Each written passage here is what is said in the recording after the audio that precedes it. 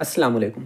आजकल contingency argument for the existence of God बड़े चर्चे में है, लेकिन ये कोई नया आर्गुमेंट नहीं है। ये तो एरिस्टोटल के टाइम से चला आ रहा है। He talked about actuality and potentiality, क्या हो सकता था और क्या है, about an unmoved mover. But इसे सही मायनों में जिसने फार्मूलेट किया उसका नाम था इब्न सीना। जी हाँ, उसने इसे समझाने के लिए तीन तरह के बींग्स, मोड्स ऑफ बींग्स को एक्सप्लेन किया। पहले कंटिंजेंट एग्जिस्टेंस, जिसे उर्दू में या अरबी में कहते हैं मुमकिनुल वजूद, जो हो भी सकता है नहीं भी हो सकता है। जैसे कि इंसान, हम एग्जिस्ट कर भी सकते हैं नहीं भी कर सकते हैं, हमारा होना ज़रूरी नहीं है। दूसरा वाजिबुल वजूद, जिसे नेसेसरी एग्जिस्टेंस कहते हैं, जैसे कि खुदा की ज़ात। तीसरा मुमतनी अल वजूद, जो इसका एग्जिस्टेंस इम्पॉसिबल है। For example a squad circle, a married bachelor, ये सब कंसेप्चुअली इम्पॉसिबल चीज़ें हैं। अब इब्न सीना ने आर्ग्यू किया कि हर चीज़ जो कंटिंजेंट है, जो कि मुमकिन है होना, जैसे कि इंसान का एग्जिस्टेंस, वो अपने लिए ख़ुद डिफ़ाइन नहीं कर सकता अपने एग्जिस्टेंस। उसे किसी काउज़ की ज़रूरत है, किसी वजूहात से वो वजूद में आता है।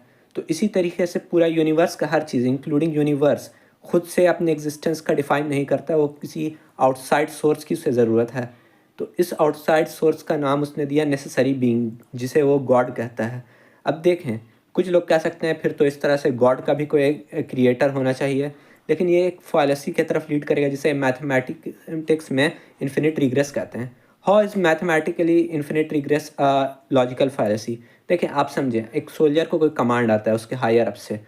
अब उस कमांड को आने के लिए कोई फाइनल फुल स्टॉप होना चाहिए, तभी आएगा। अगर समझिए कि उसे अपने हायर अप से कमांड आता है और उस हायर अप को अपने हायर अप से कमांड आता है, इसी तरीके से चलता जाता है, तो फाइनली सोल्जर के पास कभी कमांड आएगा ही नहीं।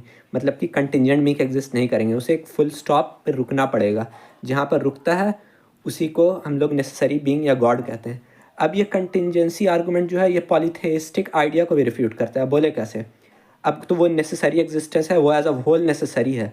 अब पॉलीथेइज्म के लिए हम दो गॉड का एग्जांपल लेते हैं। अगर दोनों नेसेसरी हैं तो वो आइडेंटिकल नहीं होंगे, तभी अलग अलग बीइंग हैं। लेकिन एक में टोटलिटी नेसेसरी चीज़ की है, अगर उसमें कुछ पार्ट ऐसा है जो कि दूसरे में नहीं है, जिससे वो अनआइडेंटिकल हैं, तो वो तो फिर अननेसेसरी हो जाएगा उन्हें नॉन आइडेंटिकल करने के लिए। तो इसी तरीके से वो सिर्फ एक गॉड ही हो सकता है। तो कंटिंजेंसी आर्गुमेंट मोनोथेइज्म पे भी दलालत करता है।